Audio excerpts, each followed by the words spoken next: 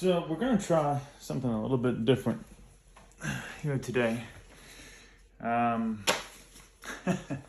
been recording a lot of different things, lots of podcasts, different type of videos over the past year, and this one I just want to be a little easier. So I'm just hitting record, just setting this thing up on a very basic, no microphone, no nothing. So whatever the audio quality and video quality is here, take it or leave it. So we're going to answer a question today with a little help of Mr. Palkia and Dialga. And we're going to dive into just the Pokemon market as a whole. Now, some aspects will be completely around TCG. Some aspects will speak more to Pokemon as a whole. But as we went through this year, many questions, but many of the same ones kept arising around: where's the market? Where are we going? Are we in the downtrend? Are we in the uptrend? And it's always good to put some numbers and some facts behind that. So allow me to share some of the facts and research I'm doing with you, and we can see where we land at the end of this. So one of the first things that we tend to talk about is going to be around just the popularity of search. Now, I think we can all agree that Google probably is the number one search. There's many others out there, but as far as popularity, it's going to be the top.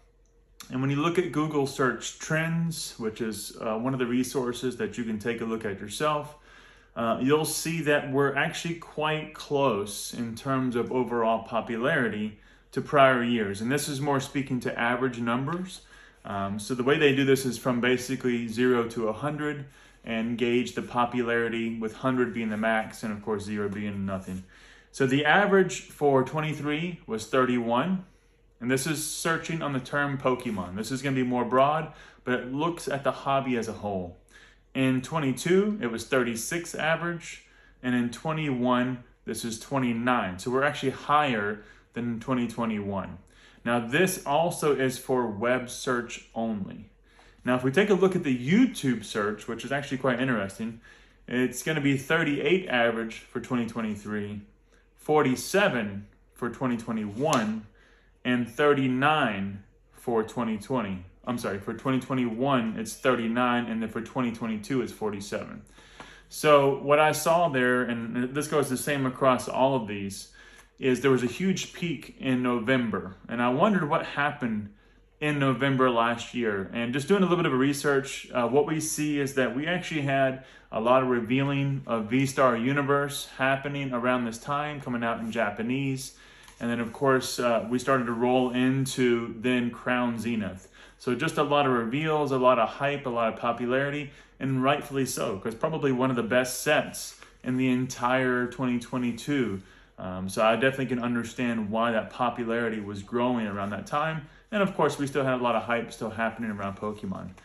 Now, if we take the same Google trends and we look then at the Google shopping trends, you see a 56 average for 2023, a 70 average for 2022, and a 65 average for 2021. So definitely a lot more popular in the prior years, with 2021 being the kind of peak, but still overall not too far off. And we're talking, 14 points here was the max difference, with really about 5 or less being the difference between most of these. Now, one of the other really interesting perspectives when it comes to trying to gauge where the market is the other facets. So let's take a look at what happens in terms of sales. And we're going to finish this off probably in perspective of TCG playing as well. So looking at tournaments, because that's a huge contributing factor to the sustainability of the hobby, the people that are actually using the decks and the sets that maybe the collectors or the investors or the flippers don't like. They still play a critical role in the TCG game. But first, let's take a look at the sales. So using the Terapeak feature, if you happen to be a seller on eBay, just go ahead and go to your profile section and do research, and everything you search there can be done on Terapeak. So this is searching once again for the basic term Pokemon, because I want to understand the hobby as a whole and not just the TCG. And this gives that broader view, whether it's stuffed animals, calendars, you name it. But you'll notice if you search Pokemon in Terapeak and you look through the results of the actual items sold, the majority of those are around cards. So it is a large number. In 2023, the average sold price was $39.35. That's per item. Number of items sold was 6.8 million. Total sellers was 275,000, and total sales was 269 million. Now we're still in, this is recording as of December the 8th. So we still have the entire month of December to finish out, which is one of the largest shopping months of the year. So the fact that we're going to give these numbers now is a bit early, but it's also a bit telling because in many ways we're already above what we were prior year. That goes also for what we talked about on the Google Trend search. So we're giving you those averages, per year, but we're still having one of the biggest months of the year left to finish. So we'll definitely maybe touch on this as a recap, perhaps in January. Now, going back to sales for a second, if we take a look at 2022, we have an average sold price of $35.42, 7.1 million items sold, 270,000 sellers, and 254 million in sales. Now, in comparison, to kind of give you some percentages, we have an increase of 11% on average items sold versus 2023. We do have a drop of about 4.9% in 2023 for the number of items sold, so total number of items sold. We have an increase of about 2% in number of sellers, and then we have an increase of about 6% of overall total sales. Now again, this is still with the majority of December left to finish. Now, to be fair, in 2021, these same numbers are much higher, and we basically see a drop when compared to 2023 across the board. But these numbers for 2021 are 4,660 for average items sold, 7.9 million items sold in 2021, 335,000 sellers, so quite a big number in number of sellers, and 368 million in total sales. So definitely quite a jump in 2021, and we do see a drop. But as we went from 2022 to 2023, we actually see more of an increase across the board, even if it is in single digits. Now, if we look at tournaments, this is actually really interesting. So tournaments, we look at this, of course, this is all going across some of the pandemic time, which does have an impact, which is why I go back quite a number of years prior to the pandemic when it comes to TCG, because they shut it down. You couldn't go to the events. So it wasn't really a fair comparison in some cases. So we have to look prior to 2019 and kind of see what was happening. But we're going to compare primarily Q1 and Q2 of the previous years to 2023. And that's because we still don't have everything closed in terms of tournament statuses and tournament details. I think the latest posting was August 11th of 2023 in terms of tournament closure details.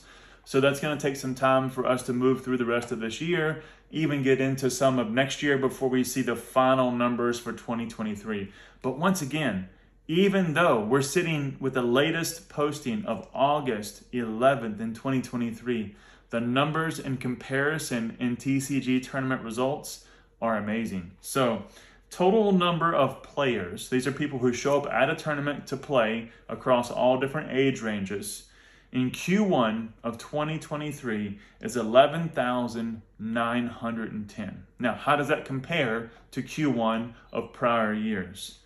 So it is a 930% increase to 2022. It's a 220% increase to 2021. A 216% increase to 2020. It's an 81% increase in 2019.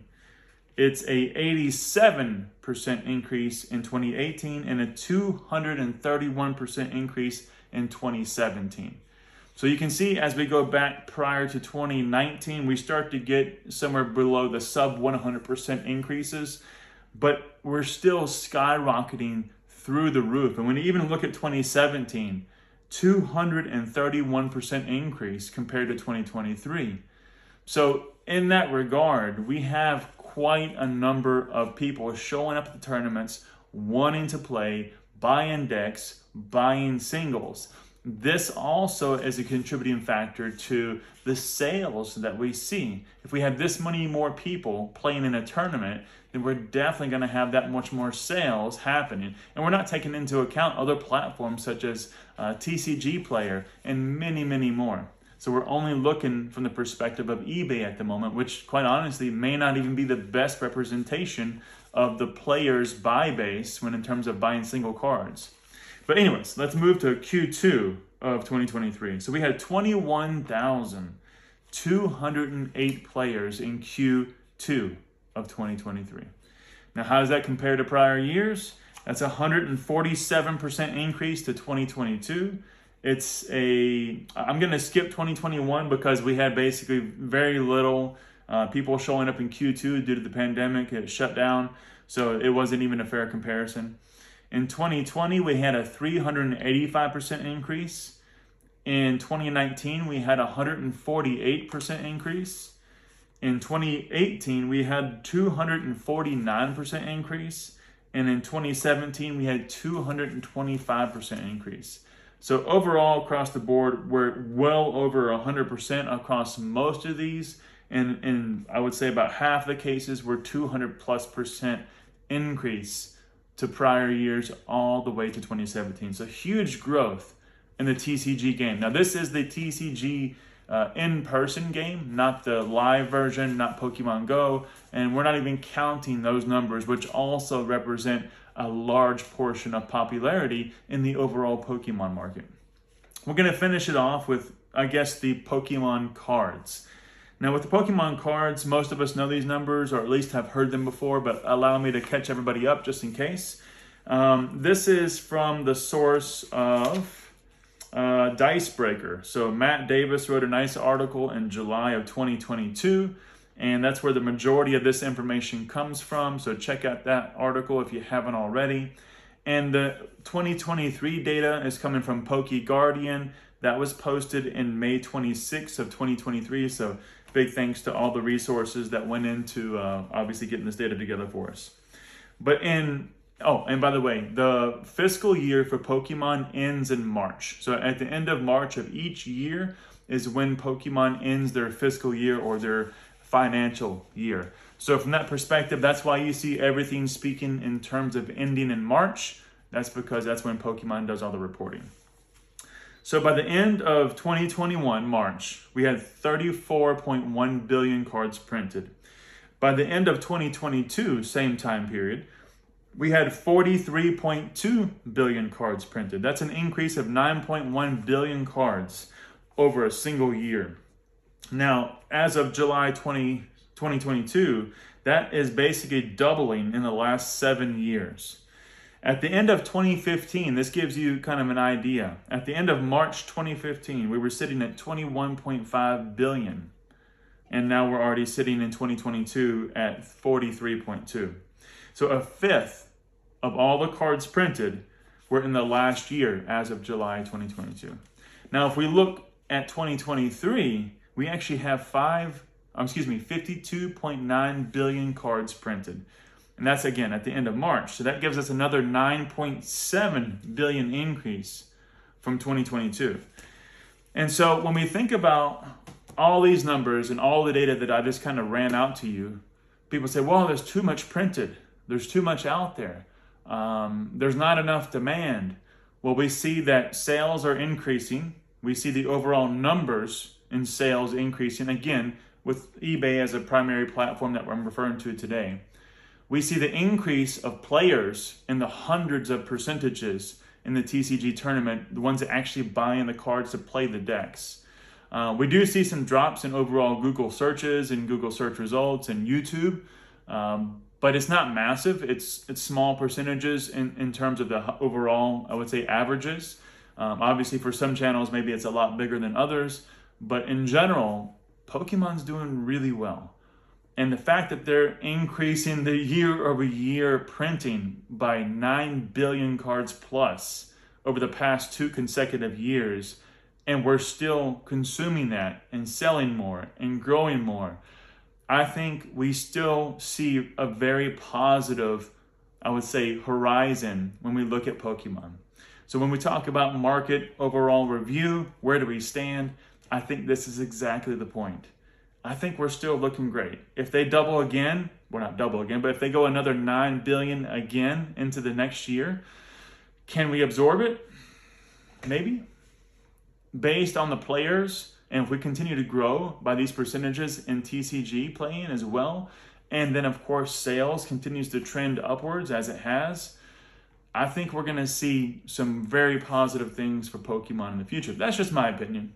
But I'm excited for it. I'm going to be here for it. I'm going to enjoy it with all of you. I'm going to play the game. I'm going to buy the cards. I'm going to collect. I'm going to sell. And I'm going to have lots of great conversations on our podcast.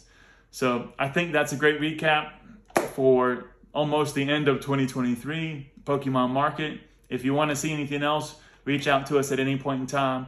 If you're interested in more Pokemon content, check out our Pokemon podcast series here.